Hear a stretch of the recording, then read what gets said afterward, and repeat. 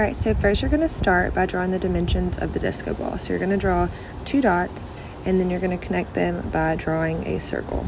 Don't worry too much about the circle being perfect. As you can see, the dimensions of the circle are not great to start out with. So I'm kind of tracing it a few times around, and then you end up with a circular shape. It doesn't have to be perfect. It can be messy, and it will still look good.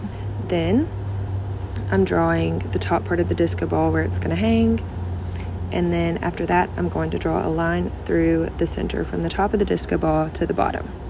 All right, so if you've gotten this far, then you already can kind of see where this is going. So at this point, if you can draw the letter C, then you can do step 2.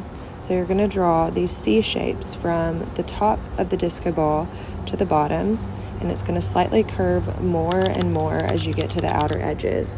And this is creating the illusion of a sphere shape. So you're going to do this on the right, and then you're going to do the same thing on the left.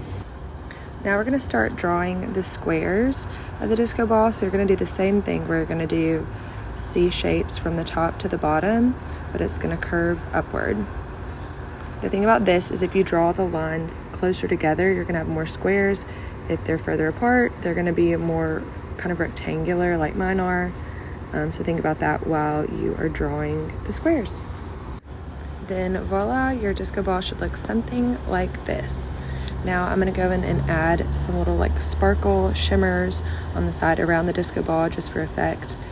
And I'm also adding some dots and little crosses and stars just to make it look cute. And there you have it. Here is the finished result. Follow along and stay tuned for part 2 where we paint the disco ball together.